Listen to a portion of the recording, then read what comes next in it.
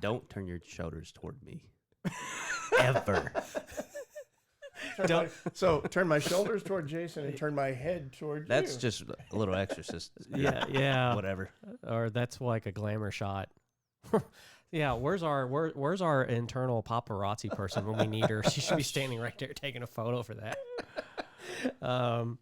So we'll get to this first. What do you want people to do when you get to the website? That's so distracting. What? It's just what you did. You're gonna have to edit this. I know. I'm taking a lot of notes right now. Jesus. Don't overdo it. No, I Don't overkill. I get it. I got that too. I gotta go.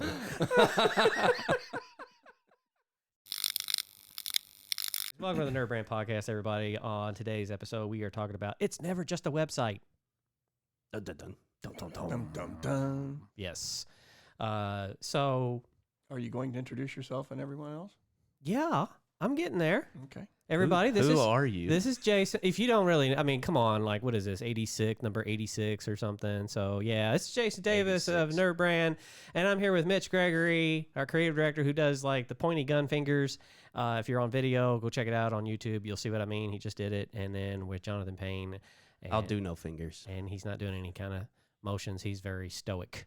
So that's his job on the show. So, But anyway. I don't get yelled at for picking my nose. No, So- no, you know. Hey, sometimes it happens, you know. Mitch is fidgety, and sometimes I don't shut up. So That's why I get fidgety. I bounce my leg rapidly.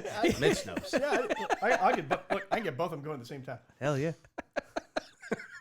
Burns calories. I swear, if you're listening to this episode, it is a serious one, sort of. But this episode, we're talking about websites. So every business sees it as a need, and it is. But it's just a matter of content and the message on the site. But does the design matter itself, if that's the thing? Pretty easy, smart is hard, as you say, Mitch. That's it. Yeah. So let's discuss how branding affects a site's strategy or vice versa. Which do you think impacts most? Is it, can the site affect the direction of the brand, or should the brand always affect the direction of your site? It's going to be a back and forth. Well, It's got to be. if you look at it from the standpoint, and it's something we sort of preach, that your website is your first most prominent expression of your brand. Would we agree on that? Because most people, the first thing they do these days when they go to shop for something, look for something they need, they go to the web. Mm-hmm. So that's I've heard it said it's your front door. It's your storefront, if you will. It's your face. It's like when you knock on a door and the door opens and you see that person. Your website is that. Mm-hmm. It's that first impression. You either go, oh, crap, or nice to see you. Oh, this isn't what I expected, or yeah, this is about what I expected, or oh, this is more than I expected. Yeah, it's like Tinder dating. He's like, I swiped right. We meet the person. You're 20 years older than you. I don't know what that is. Yeah. But yeah, it's. I guess that's it. I mean, your website is your first impression. I would say, yeah, probably your first formal, like intentional impression. Yeah. Because a lot of times, you might get there from social. You might get there from a Google search or an ad. QR but code. then you expect to see the brand in its most, I guess, formal standard. Yeah. Yeah. I mean, what do you do? That's always the thought. And there's always this conflict of, like, when you go to a website, like, you want to do something that catches the eye. So there's these trends over the years in web, and some of them still exist, but I've always been a minimalist in what I try to do. Like, I like white space. I'm not afraid of it. I like sliders. Oh God, I'm just kidding. Yeah, Sorry. yeah. Don't mislead. I'm glad that they went away so easily. I don't know, maybe they didn't, but to For me, some. they kind of went away pretty quickly once people started being like, yeah, nobody looks at the third one, and the website is slow. Yeah, nobody looks after the second one now. It's just kind of like immediately the page loads and they kind of scroll to where they either see or they click on where they want to go. I mean, we do heat mapping and kind of proves that. Mm-hmm. And it's really interesting and fascinating when you do visual data on a site to see how people use it. And then you're like, Well, that thing that we all obsessed about and sat in a boardroom and talked about, nobody gives a crap. Exactly. And that's kind of good because now you realize you're making something for your users that optimizes the site and not so much, driven by the subjective. As you said, go back to the thing, pretty is easy, smart is hard. Right. You have to make certain sacrifices of features to maximize the site's, ability to meet your goals. Yeah. I mean, your website should be a reflection of your brand, and by extension, in meeting that expectation, I guess. Every action that you want people to take once they get there should meet an expectation they have about your brand to some degree. Or influence it. Right. It's a feedback loop. So if you see something that's happening on the website that needs to be implemented more into the brand strategy, then your website is impacting your brand strategy. But you got to start, from somewhere. So naturally, your brand standards, your overall, vision for the company, the brand, your current positioning has to influence what the website presents. But then it's more than just a website. Yeah. You got to keep going. You got to iterate. You got to look at the data. You got to get customer feedback, which then influences what you do. Yeah. Yeah. I remember a while back somebody was saying oh, we iterative. They were picking on the term and thinking of web and iterative design and all that. And I'm like, but it is. I mean, look at social media. Look at big companies like Facebook. I mean, it's all iterative. I mean, they're watching how people interact with the UI in order to determine everything right down to what kind of font is used for the copy on there. And so there's never, I think you said, John, you're never done. Right. I mean, you have priorities. You have things that can be pushed off to the side, but anytime you open up Google and search your website, there's always going to be something to fix. There's always going to be something to improve and to update. Right. Well, and by some measure, that's in part at least because of people's appetite, because of the nature of digital media. People have an appetite for wanting to see something fresh. So, which isn't to say that your website drastically changes every 6 weeks, every month, whatever the case. But part of that, I think, is that necessity to give people something a little bit fresh to see, especially for your website where it's going to have a lot of repeat traffic. Right. Yeah. I mean, it's kind of like you said, it doesn't change the design completely. Like at first in your cycle, when you start, you may have different designs that'll come in because you're doing heat mapping and you realize nobody likes this and nobody's using it. And you start realizing we need to fix that. Right. So you put another one out, but you still keep your basic tenets, the copy, the tone, logo, obviously colors, that thing like that stays the same. You're not doing a complete flip. Unless your branding in the beginning was just way off to start with. Yeah. That's a whole other podcast. Which before you get to your website, you hopefully have that figured out. Right. You don't want to invest in a website if you don't have that figured out. That's really bad. You can go to NerdBrand on YouTube, look for us there, and watch a previous episode, or check us out on Spotify, Apple, and all that, and follow us. Mitch and I had a interesting conversation about that with brand positioning a while back, so that will be something.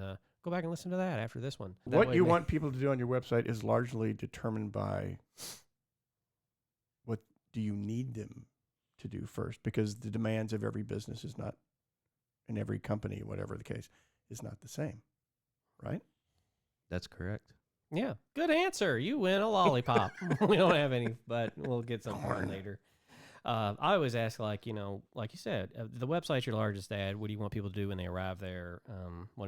Basically, I wrote in the notes, what are your hopes and dreams? I don't know why I wrote that. This was really late at night when I did this. But what are your hopes and dreams that every visitor does when they arrive at your site? And everybody always has a different answer, but somewhere along the lines, it's usually, I want more customers. I want them to buy or fill out the form and blah, blah, blah. But that's not really what happens. In my experience, they don't even look at your site. Like if you're physically out meeting people, networking, doing your shtick, they have never been to your site, even if you've met them, 10, 12 times. It's usually when, in rare cases, I've had people say something to me that I know there's only one way that they have been able to tell me that is if they've been to the site, because I've never verbally said it. Mm-hmm. And same thing for this podcast. I've had people come up and mention it, an episode, and I can tell they went deep dive because they went back Right. and brought it up. And I was like, there's only one way, because they finally went back, and because, people are busy, but sometimes it's overthought. Yeah. I mean, I think that's probably more true for B2B type of things than B2C. It really depends on the brand. You kind of want like one of three things. You want them to be educated or entertained or to convert, if they're ready to buy. I mean, I don't know what else you would want somebody to do with your website or send you a compliment on how good it looks. I mean, sometimes, oddly enough, that has happened a couple times, and it's kind of like, okay, I guess they're trying to approach for a question or a need or something, but not every site has to look like this work of art. It's not intended to. We pick on Coca-Cola a lot, but honestly, Here we go. here we go. There it is. And there it is. I was going to make sure I worked it in. But honestly, when you have something that's so well known, do you think they care if there's a oopsies anywhere on the site? Or They should. well, they should, yeah. But sometimes you kind of lose the preciseness of what the site was originally created for, because you've kind of gotten so far away from it. And sometimes that happens with success, and it's understandable. I mean, it's the best websites are an exercise of form meeting function. That is, they're designed in such a fashion that they address the primary need that needs to be addressed for that brand. If it's an educational website where you just need people to learn, then it does that. It enters into that interaction with the viewer quickly and seamlessly. If they need to buy, then it does a really good job of shepherding them through. If it's not a word, we'll make it up. That's right. Shepherding through that buyer's process. Yeah. I mean, primarily there are, I guess there could be a bit of a difference between an informational site and a brochure site. E-commerce, there's an e-commerce site. There's membership sites. Sometimes membership sites and e-commerce sites, they can bleed over. There's lead management, learning sites, like, for example, Udemy. Lead management will be kind of a bit of a different one to discuss. I used to work at a place that was pretty much lead management. So if a lead came in, all they did was generate sites and pages for whenever a conversion came in, they sold that conversion to that customer or whatever. So there's things that are designed for that specifically. There's just different kinds of sites for different purposes. So you have to really think about what is the purpose you want your site for. And I think that when we think about, well, I want more customers, well, you're thinking brochure, I think, at that level. You're not really thinking, or if you think I want to sell something online, then they've obviously heard of e-commerce. Right. But there's a whole just mess of things that have to happen, as you know, John. Like, you sold it, great. Next month, now what? Right. So Well, even getting them to that first conversion, I mean, 70-80% of people leave your site without buying. That's a pretty universal trend in e-commerce. And so when somebody comes to your e-commerce site and you say, what do you want them to do? Everybody's like, buy first. No, you get them on an email list. Do everything you can to get them on an email list. Right, there's a process. Or social is kind of a secondary thing, which I'd rather have the email list. But you're not going to sell somebody usually on that very first visit. You're going to have to retarget them. You're going to have to get them back via email and throw a promotion at them, educate them about your brand, all the prerequisites to get somebody to buy. And then even repeat customers, they abandon their carts too at a much lower percentage, but you still have to have those flows set up to bring those people back, and that's critical because those are your heavy spenders, and they're the people coming back.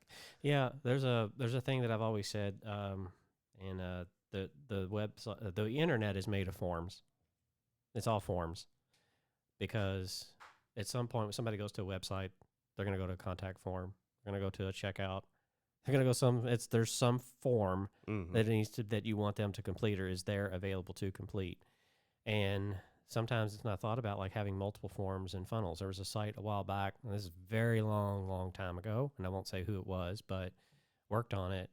And we had about 20 pages designed for the two audiences that it was attracting for the product or products. And but there were 40 pages that contained forms for funneling based on that because there were the products were within each product there were variations of things. That's all I can really say, I think. And yeah, so you spent a lot of times figuring out a lot of the time figuring out like when they get to this form, what happens next. A lot of people forget that when they fill out the form, you want to take them to a confirmation page and you want to have content there. You want to have something, it's never, all right, I filled it out and it says, thanks, talk to you later. You never really want Because that. then they're like, okay, now what? Right. Yeah. And it's not that complicated. You literally just have to tell them what's going to happen next. You're going to get an email. Like if you're doing the double opt-in, show them a screenshot of the email that they're about to get that they need to confirm their subscription. Just literally show them so that they open it up. It's familiar. There's gold right there delivered to you by Jonathan Payne at NerdBrand. It's crazy how many people don't take that step because they're losing so many people on that first opt-in. Yeah. And I know you can turn off the double opt-in, but even some of the biggest services, you have to actually go in and ask their support team, can I turn this off? Because they want to protect their servers. But, or if it's just a normal lead generation, a gym, for example, tell them you'll hear back from us in 24 hours or whatever. Set expectations. So, yeah, you literally, and it's not that complicated. You don't have to get creative. You don't have to overthink it. You just have to write 2 sentences. Thanks for your interest. Here's what's going to happen next. Yeah. And then make sure you actually do that thing. And that's kind of like when making sites, like that's kind of what I've started to settle into because I've been making them for 12 years. And when I log in or go on the back end or do coding or anything, I kind of understand like what's going on. But we have a LoRa for that. Mm-hmm. So what I do now is I just use the site as if it's a user and I don't think about any of that thing. And so we've had a couple of launches where I'm actually going in and filling out forms and testing through. And I know, John, you do too. Mm-hmm. You're looking at it for, I believe, marketing confirmation type things. And what does it say? I'm looking at it as like I'm just, your average Joe coming here and using it. And then I'll fire off the message and being like, this happened. I don't know where to go. That's what I'm looking at it from a marketability standpoint. Like we just launched that a website recently where the thank you page was good, the confirmation page was good, but I went in and added links. We'll be in touch. In the meantime, follow us on Facebook and Instagram. Yeah, and so but when it was originally made, it was like because we were getting in a hurry, we forgot the confirmation. Laura forgot the confirmation page. Not her fault. Not anything wrong or anything like that. Goodness, we could build 7 sites in a 30-day cycle.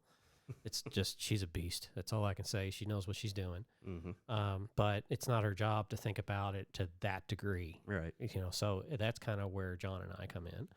And I just went through it and used it, and it did the standard thing and said, thanks, but it jumped on the page for a reason and all that. And I just kind of went back and left that message, and then you hopped in. We made a confirmation page and then tightened it up. And that's kind of how that, I guess right there, I could highlight the difference between a freelancer making your site and you got somebody at an agency doing it. Right. There's multiple eyeballs on it.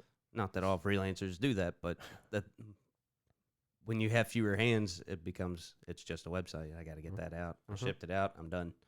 Which, if you're not trying to get that ongoing retainer, I guess that kind of is the truth. But but it shouldn't be just cutting it off at that point. Yeah, and that's why I say it's never just a website because you have to think about those small interactions that you're encouraging the user to take later. Mm-hmm. And that kind of goes to the idea that once you've gotten that person in the door, educated themselves, and then have interacted with you in a manner that says, okay, yeah, I think I want to know more about you. You still kind of want to continue the conversation even once they've done what you've asked of them, to show them there's more here for you to see. There's more here we have more to offer you maybe than what you just initially came here for. Take that out while you've got their attention, take advantage of that opportunity to move them What's the age further through transactional versus relationship? Right. It's like usually if somebody opts in, they're still in a transactional mindset. They're interested to hear from you, but you need to follow that up with something that is compelling, that connects with them, furthers that relationship, so that they actually continue either to take the action that you set them on that path toward, or to come back and do it again. So it's like it's not a set it and forget it. type Right. thing. Well, it's like you said, you went on the confirmation page, you added because for this business is important, you Mhm. added the social stuff. And, there doesn't need to be like, oh, by the way, we do all these other things on there because of what the business is. It's like, no, we want you to interact with us socially because they're very active on that. And it actually helps generate curiosity. That's what Right. really you should be doing is generating curiosity. Well, that's kind of an interesting point. Is that the website? Your website isn't your social media platform. Mm-hmm. It has its role to play. You know what I mean? Your Twitter feed has a different role to play than your website, which has a different role to play than your Sales LinkedIn. team. Your sales team, right? Exactly. A website. That's not a website can do a lot of things for you, and it can do them very well.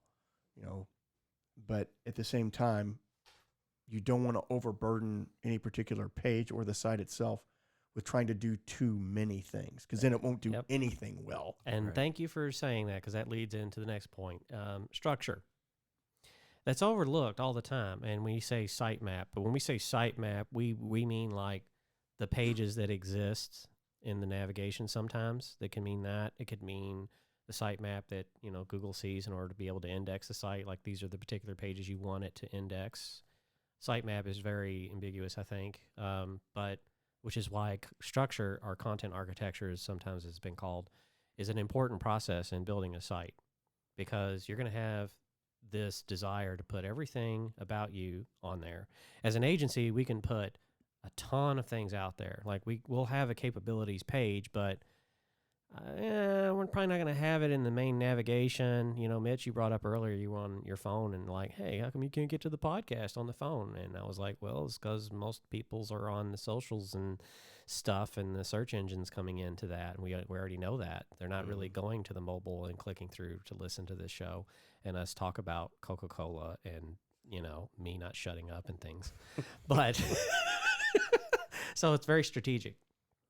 So you put in your navigation, you have to be very precise with. There's always a tendency. Intentional. Yeah, there's this tendency, John, I know you've seen it, and I've seen you roll your eyeballs into the back of your head when you get this request, and there's like 5,000 things they want to put in there. People have gotten better. I will say that. Yeah. I mean, over the last few years, I think people are a lot more selective with what they're putting in the primary nav. They understand that they've heard enough times, I think, at this point, if you put too many things up there, people don't know what the hell to do. Yeah, Just- yeah. If you that's don't know what's fact. important, I don't either. Yep. Right. My grandma worked in the food business for like 40, 50 years, and she always complained if we went out to dinner somewhere and there was and this is going to sound simplistic, but it applies. You give somebody a menu, and if there's too many things on that menu, number one, it takes them forever to decide Right. what they want. Which is not good for your restaurant. No, that means you're not having traffic coming in. Mm-hmm. You're not increasing the amount of traffic. If people are camped out and you're at your table trying to figure out, I'm hungry, but there's so much stuff here. There's 17 burgers. I don't know what to order. Right, and exactly. That's just part So- of the menu. so- There's fish and other things. Maybe Right. you want chicken. So Yeah. to your point, be strategic about the things that you want people to see on your website. They don't necessarily have to see everything about you. They need to see the important things that work toward building that relationship. Mm-hmm. Yeah, that's the whole thing. It's like focus on what you want that's important in the navigation, because if your audience is in America, then they're going to go left or right. So they're going to start with that first link in the navigation, and they're going to travel down that navigation, not scroll down the page. Mobile's a different animal. That's completely different. I use our website as an example. You go to our website on mobile, you're not going to find what we call a hamburger menu. And, I didn't actually know it was called a hamburger menu. See, mobile responsive, I remember when it came out 2010. It came out a little bit earlier than that, but I mean, primarily like a lot. It was really, responsive design started really hitting in 2010 because, you had the iPad launch. But the whole menu thing and seeing these 3 lines stacked and just didn't know what to call it. What is that? Yeah, like, what is this thing? And then it was like, if you look at a Big Mac and you're like, it's okay, it's a hamburger menu. Like, I figured, like, it took me a couple of years because 2 pieces of bun and then right, yeah. And so, or depending how many. Yeah. So, because they 3 did. patties. Yeah, some people got a little creative with it, but we don't have that on our site because most of the people are engaging with the content and going to the bottom, and at the bottom, all the links are there for you to interact with that we want you to interact with. And Mitch, you've always said, like, lead the people where you want them to go. Right. And that's it. That's where we want them to go. So the hamburger menu was literally the same thing that was in the footer at one time for us on our website. So we just killed it because it was like getting in the way. It was creating that issue you just brought up. Too many things to decide, even though those things were same. Right. Well, it's kind of a balance between leading them where you want them to go, because you can make the argument that if you have to lead them, then there's already something wrong because they don't know where to go. You know what I mean? Yeah. I think there's you were talking about heat mapping and things. There's a natural flow. I mean, in the days of print, we knew this. There's a natural eye flow. So you want to accommodate that. It's not as much you want to lead them, but you want to accommodate that natural behavior that people inherently practice. Yeah. Well, that's with mobile. I mean, no matter what you do, no matter what platform you're on, the thumb goes up. Yes. Immediately. Yes. I don't care what's in the what's on the screen. Your thumb still goes up and then it goes down. It's habit. And it's scanning. And I mean, I'd like to see the hamburger menus just disappear. I would across too. the board. Yeah, they're very cumbersome. They do add a lot of script and things to a site as another thing to kind of do. I don't like them either. I think they're a huge distraction from the content. I will say this maybe as a devil's advocate is that, not everybody behaves exactly the same way on a website. I mean, there's an average and there's a general consensus in the way people will behave. But at least for me, sometimes if I see that hamburger, and again, I will say ad people are lousy examples to use for why to do something, because we know what goes on behind the curtain. But to me, that's a shortcut. Okay. It's a fast way to get to where maybe I think I need, because I kind of know where I need to go. Yeah. It accommodates those people. And it's not, to me, it's not super intrusive. Not like having a whole menu across the top of, I got to choose these things. No, I hit this little thing, and there'll be a very... Yeah, you get to pick where I get what you're saying. It depends on the site. Yeah, it does. The complexity of the site, how many categories and pages and things like that. If you need to filter down, but you know where you want to go. A lot of the buttons, a lot of the calls, that's where you get into calls to action and where they're placed, why that's important on the page in the middle of content. Like for us, they exist. Sometimes people go all the way to the footer and it's lit. Sometimes they just click the buttons that we have that are clearly marked as a button, as a call to action or whatever, and then they go through. But whatever they do, the navigation in the footer, it's the same, because where they click on the button to go, it's the same page that they be. So you have to really think about intentionally, like not leading people down a dead end. Right. That's the important thing. And also, don't just assume you know. I mean, we keep talking about heat mapping, scroll mapping, click mapping. The technology's out there. It's not that expensive. It's just takes time to sit, and you need to know this environment. You need to have these brains in the room and be able to sit there and go like, okay, this is what we can, because interpretation is, I hate that word, but it is what it is, because then somebody else can say, well, they can interpret it differently than you. There are rules to certain things in interpretation. It's not totally 100% subjective here. Right. You're actually using data to base that on, and the majority of people out there probably look at the same thing and will say the same thing.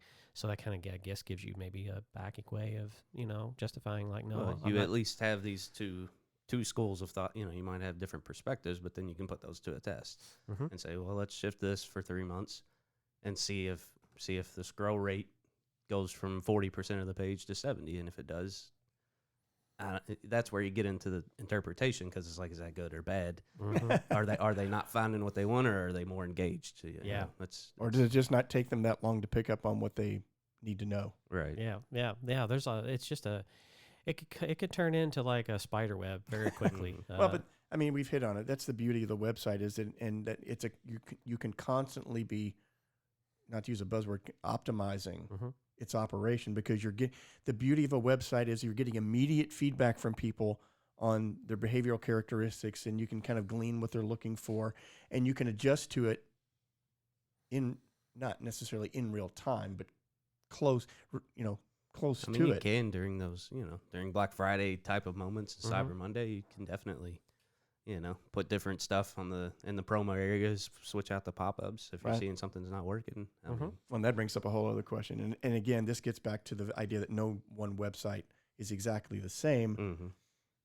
things like the intrusiveness. You're talking about there's websites you don't like because of the intrusive nature of the things they do on the website. They kind of get in your way. Mm-hmm. Jason has a very strong passion about a certain category of websites. Yeah, we'll get to that. But before we do, like we kind of touched on it about the podcast. Not all, like every page on your website's a front door. Don't underestimate the value of where the pages are. So sometimes in the architecture is like when we're talking about that, it's like I said, don't ever lead people to a dead end. It's really what you're trying to not do. Is don't do that. Or don't drop them in like they've just come into the room in the middle of a conversation and don't know what's going on. Yeah, because I mean, if it's on Google and they search and they land on that page and then it's a dead end, they don't know where else to go. They're going to bounce off that real quick to go find something else down that search result. They might think they're in the wrong place. Right. So you want to make sure that not all your pages visitors find from the website. They will find it from other places. So there's other front doors to your site always. We still forget that. You know, people, like we've said, touched on it about the podcast. Many come from social media. They come from the search engine.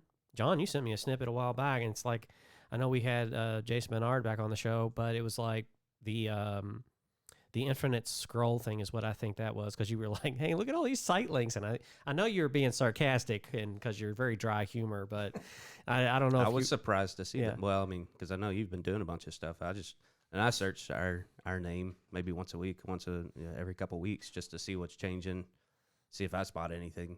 And those site links are definitely new, and I thought it was interesting. I mean, it's positioning certain pages on our website as the most prominent, and those are going to get clicks. We'll see that in the data. And if you notice those pages you sent me, that shot, if you look at the footer, you'll notice a direct correlation. Yeah. So that's absolutely I actually know what I'm doing. I just don't like to get poked about it because I don't want to be like, "Can you do SEO for me?" I'm like, "You want me to do what?" SEO is not a thing. Yeah. But yeah, all those site links in Google search are actually very similar, with the exception of the podcast and my bio. You know, those are just authoritative pages. You know, that's exactly. The click-through rates, the time spent on the page, backlinks to those pages. Right, all of that matters for those to show up. That's another area I guess we forgot to ask Jason about, but it was like, I don't think you can control that.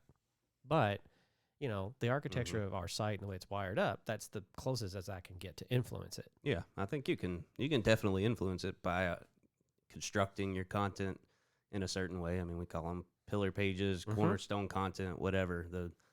The most authoritative pages have the most links pointing up to them, and it's not, you know, you're not trying to game the system. They need to be legitimate. That's why your homepage ranks so well, because most things link to your homepage, all your directory listings, your PR articles, all that stuff. Yeah, so that's why, like, if we do another iteration of NerdBrand, we don't have to go through the sitemap. There it is. We know now that works. We don't want to tinker with that. It'll blow it out and break it, and that's leave it alone. So we want to make sure we stick to that. But that's a great example of, you know, how you use content architecture and influencing search and all of that good stuff. Yeah, I think there's another layer of that before we move on. Of if you've got a 10 or 12-year-old site that you've just been adding pages to and running promos, and you've got outdated content, it's a big deal to have that stuff being indexed. I mean, the search engine is kind of downgrading or splitting authority between pages because it doesn't know which one to rank. So going back and cleaning up zombie content, pulling a sitemap to see the 800 pages you've created over 2 decades. What a monster! And you only need 40 of them, if that. You know, is a big process that should be done on any site that's more than a few years old. Yeah. Well, it goes back when I said, like, what's the one thing, and that's all that page needs to be about. And it sounds counterintuitive, and sometimes my brain fights against it, because if it's a page that talks about our capability to do web design, the instinct is we got to put development on there. Well, no, that's really something else. Because I do it, and I've been doing it for over a decade. Like, that's something else. Like but the users don't know that. You know, that may be a word they're looking for. So then you're like, well, it's a search term. Maybe I should put that on there. No, don't put it on there. That's not what that page is about. Google will go, well, it says this and that. Which is it? It's Do you like do apps? yeah, exactly. So it can get confusing, and you can really start to muddy the water. And when you're really trying to help yourself, but you're not. So, and you don't need to create another page about every type of. Well, we're gonna have a page for web development, a page for front end development, a page for. No. That's where you get into. Yeah. It's going to split authority. It doesn't know which one you want to rank. Yeah. Just and plus too, there's a strategy. Let your salespeople kind of feel that. Let them give them opportunities to talk and discuss it. So that goes back to the whole argument about a website. Don't try to make it do more than it needs to do, because then it won't do. If you ask again, I've already said it once. The more you ask a thing to do, the fewer things it's going to do well. So let it do what it can do best. Yep. We say that about logos all the time, and it's the same with a website. It's the same with any ad. Yeah, it's with anything. Mm-hmm. Really. I mean, any vehicle, any marketing vehicle, it's your website, an ad, your logo, whatever it is. Let it do what it's supposed to do in the best way it can. Mm-hmm. And that goes back to my whole argument of what we do is more engineering than making things look good. Yeah. It can be both, but the things that are the most beautiful are the things that do the task they're supposed to accomplish in the most efficient manner possible. Mm-hmm. What are some websites that you visited that you absolutely hate? All of them. All of them. It could be a type of site. I will tell you, yes, news sites for me. But even local, we were talking about local news sites, to me, for the most part, are so bad. I think they've all gotten worse because they're so revenue hungry. Yeah. That industry is getting just demolished, and what can you do except sell more ads? Yeah, right. Yeah. The web has become this please approve and verify and click this stuff and too. say okay here, and can we send you this notification? yes. There's so many things I would love the to, cookie disclaimer, the ever-present cookie disclaimer. yeah, now. which now the cookies are on their way out the door. Yeah, Google's going to Thank kill you, the Europe. cookie.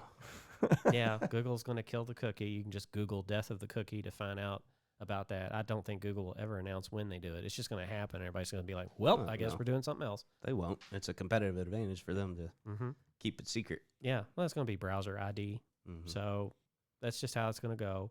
But the whole thing of clicking this, approve that, it really is annoying, especially when you have a mobile phone, because the screen size is so tiny and these things come in and do these things. And half the time they don't come in right. Like you'll see a quarter of what the window is supposed to show you, and you're just getting a quarter of it. It's like, what? My favorite is going to a site and a video starts playing, and I'm already 80% down the page reading. Pre-roll. I know. And and I'm just and it covers up the article, and you're like, yeah, stop. yeah. Or I something. won't name names, but there's a guitar tab site, and you're probably familiar with it, where you go to learn songs, and it's got the tablature, and you can't see the tablature. But then they want you to upgrade to the premium, which is ad free. And I'm Let's just talk be about that a nice. little bit. There has been a major increase on sites for gated content. For news sites, click here to subscribe to read more. Yeah. Oh yeah, exactly. And it's kind of annoying. Newspaper websites and magazine sites are the worst about that. Yeah, because what happens is, I don't know why. I'm sure there's people that want to support that site, that organization, and good for you. But I guarantee you, if I go on Reddit, I'm going to read that article for free. And that's Right. Yeah. that's a conundrum, and that could be a whole other podcast. Is that especially with newspaper websites that initially put their content up for free. Mm-hmm. Okay, all of a sudden now you got to pay for it. Mm-hmm. And to your point, information now is like water. It's going to find its level. So you may put a dam here, but it's going to go around it, and you're going to find it for free. Yeah. Over here, there's or it's going to be a really not a good thing for society that a certain segment of the population can get to the information that is important, and the other just kind of sits there and hopes that they get the feedback. Yeah, the comment section, Right? Because that's What's interesting. Informative. There used to be a trick that I won't name the publication, but there was a publication where someone would send you a link to an article, and you click on it, and you go to it, and you get about a quarter of the way down. All of a sudden, it gets grayed out, and it says, "If you wanted to read the rest of this article, subscribe." Right. But how was it? But if they posted the link like in a different way or in a different place. Yeah, there were some big holes. You at would the click on beginning. it and you They've get the fixed whole a lot- article. Yeah. They've fixed a lot of them. I mean, Yeah. it's pretty hard to get past these days. Yeah. They've started focusing on that because it's a revenue stream. I mean, they really, a lot of media is going to have to figure out how to get that ad revenue in a different way now. Well, that's the hurdle for traditionally print publications and a lot of broadcast avenues is things that people are used to just being able to pick up and read. Journalists got to get paid. They're important. I get They're it. important. No, Folk, I get it. It's a heck of a Yeah. puzzle to solve. Mm-hmm. Yeah. No, there's not an answer that I think, if somebody shows up with an answer, they're going to be a very rich person.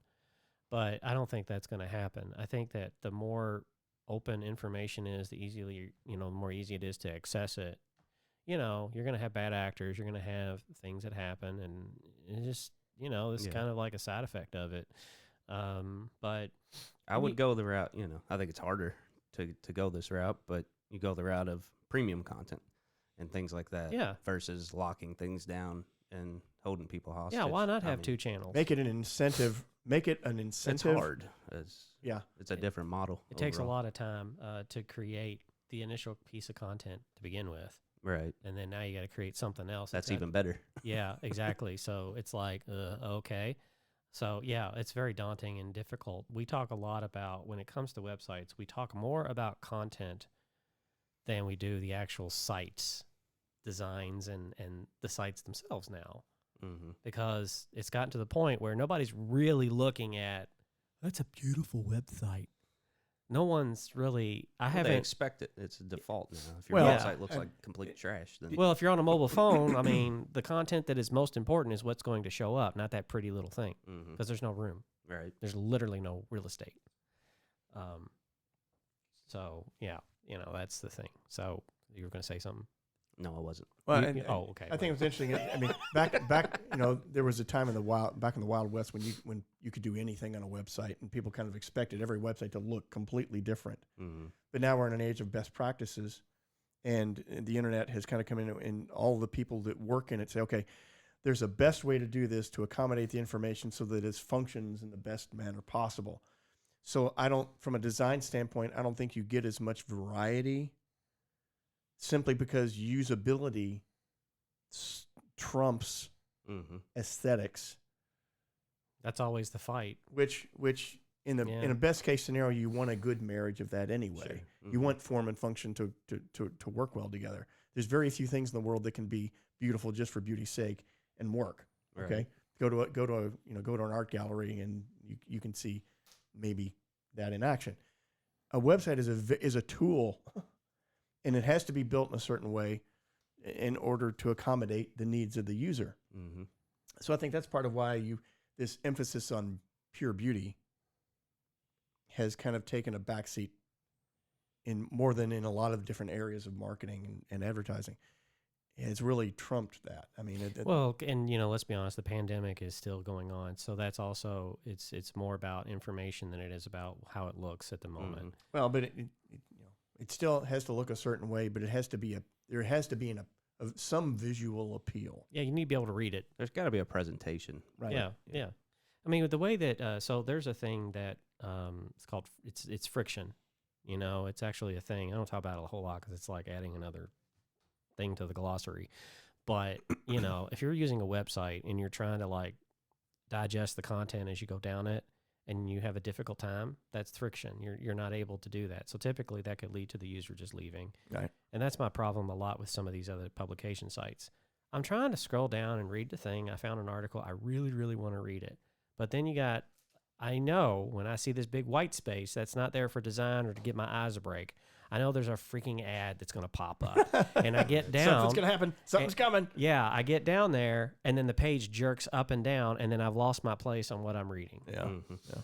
That's the biggest pet peeve that I have about that I think really needs to be looked into and changed. And Google has started to do that with Core Web Vitals, with the content with that. It's a factor now. Mm-hmm. It's always a question of like, if you actually just provided really good content, we actually know that people who are going to subscribe, who would be willing to pay, are going to do it if they want to support you, if they want you to keep providing that information, that content. like the New York Times, I don't feel like they need to lock it down. If your content's good enough, you're going to have readers. You're going to have people who feel so strongly about wanting you to be able to continue your investigative journalism or whatever it is that they like about your product. They're going to pay for it. You don't have to manhandle them. Right. And if you do, they might still pay for it, but they're pissed off. Yeah. So did you really win? I mean, the common the common thread in all this is intrusive. Yeah. You want to bring it's like a good film. You want people to be able to immerse into the experience of it, okay, and kind of lose themselves, if you will, where they just start kind of naturally reacting in a way that works with the medium. But okay? that's how, as they say, like I said before, how beautiful websites actually get made. Because beauty's in the eye of the beholder, right? Right. If you do it in this way, in that philosophy that you're stating, it actually comes out and turns out to be a really nice site and looks nice because the audience it's reaching, they like it. Yeah, that's what matters. And that's what matters. And at the end of the day, if that's the priority, you won. So, so that's how that works. Yeah, that's the case with a logo you're designing, the copy you're writing, the ad you're creating, whatever that is. Does that end user find it valuable? Does it meet their expectation? Does it satisfy a need? You've done your job, okay? And then this gets on the whole discussion of companies that internalize all these things too much, and does it appeal to this brand manager? Does it appeal to this to this person? Yeah. I know you have to make your bosses happy. What's really important? Did you make that customer happy? Yeah, because at the end of the day, they're going to blame you for a drop off in sales or revenue. That's right. The customers make the boss happy. Yeah, they actually do.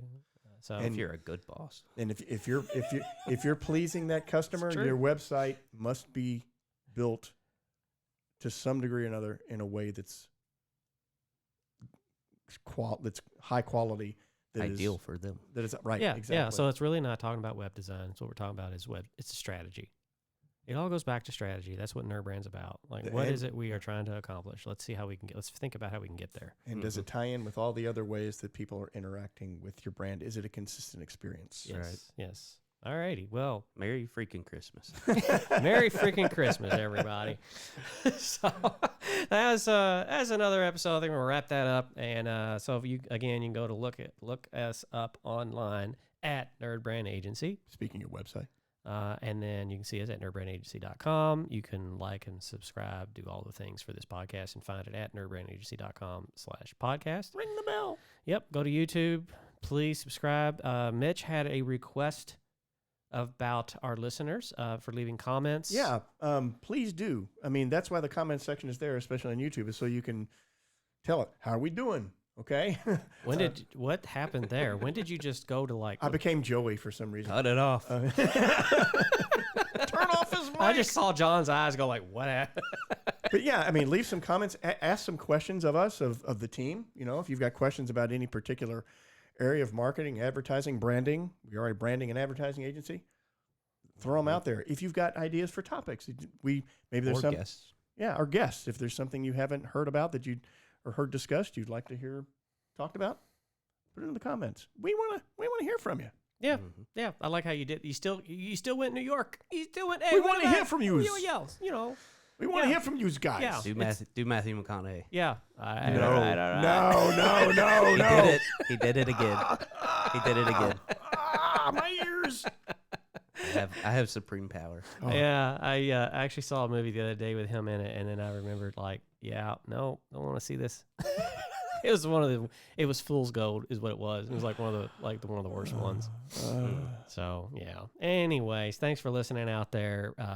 Do all the things we said, please? And please, do them. Do them. Right now. Yeah, John will drive around and he will find you Slowly. Whoa. Yeah. I will it's like that whole Liam Neeson thing. We don't need to go through that. He will find stop you. it. Okay, Stop it. fine. All right. John takes away all my fun. Just cut it off. You got your McConaughey. Move on. All right, fine. Thank you for listening out there, and remember, keep your nerd brand strong. Finger guns. Finger guns.